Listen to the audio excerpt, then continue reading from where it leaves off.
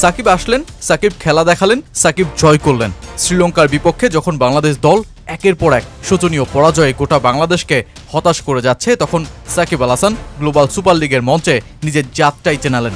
Bat হাতে 58 run, বল হাতে 4 wicket. ঠিক যে অলরাউন্ডিং পারফরমেন্স আর ম্যাচ উইনিং নকের অভাবে ভুগছে বাংলাদেশ, তখন সাকিব আবারও জানান দিলেন টাইগার ক্রিকেটের এই শোচনীয় মুহূর্তে তাকে কতটুকু প্রয়োজন। তাই তো শাহরিয়ার নাফিস হয়তো আক্ষেপ নিয়ে পোস্ট করলেন, কিছু বলার নাই। নাসির লিখলেন, বাংলাদেশের ক্রিকেট আপনাকে মিস করবে। আর রুবেল তো সচিন টেন্ডুলকারের কথাকেই স্মরণ করিয়ে দিলেন, একজন সাকিব 10,000 বছর পর জন্ম নেয়। গ্লোবাল সুপার লিগ, যেখানে নানা দেশের টি-20 লিগের দল খেলার সুযোগ পায়, প্রথম অর্থাৎ 2024 আসরে যার শিরোপা ছিনিয়ে আনে বাংলাদেশের রংপুর রাইডার্স।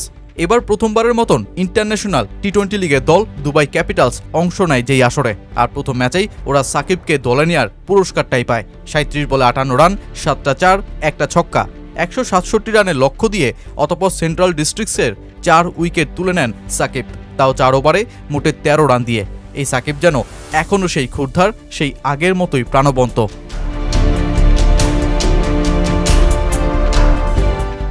এর পরের ম্যাচে ডিফেন্ডিং চ্যাম্পিয়ন নুরুল হাসান সোহানের দল রংপুর রাইডার্স গায়ানাকে হারিয়ে 8 রানে জিতে নেয় ম্যাচ।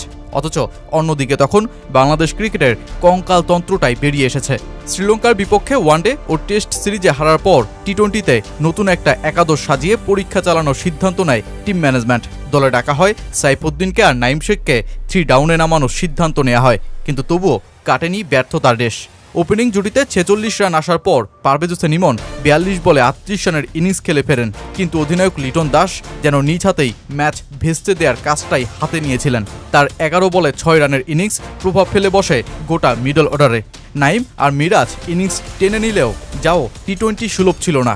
অবশ্য এমন মুহূর্তে চাপ সামলানোর কার্যকারিতা যে খুব একটাও নেই বাংলাদেশের। ফলাফল 154 রানেই ইনিংস শেষ করা। শ্রীলঙ্কা অবশ্য এর জবাবটা দিল উড়ন্ত মেজাজেই। প্রথম নিশাঙ্কা আর কুশল মেন্ডিসের ওপেনিং জুটিতেই 4 ওভার 4 বলে 78 রান। মেন্ডিসের 73 রানের ইনিংস বাংলাদেশকে আরও নাজেহাল করে তোলে। আর সবশেষ টাইগারদের 7 উইকেটের পরাজয়। ওপেনিং জুটি যখন বাংলাদেশের আশার আলো দেখাচ্ছে, তখন মিডল অর্ডারে নিঃশ্বাস মিলছে না। বোলাররা স্বল্প রানের লক্ষ্যে ম্যাচ জেতাবার অনুপ্রেরণাটুকুও খুঁজে পাচ্ছে না। আর এভাবেই চলছে সাকিব, তামিম, মুশফিক, রিয়াদবিহীন একটা নতুন আঙ্গিকের বাংলাদেশ দল।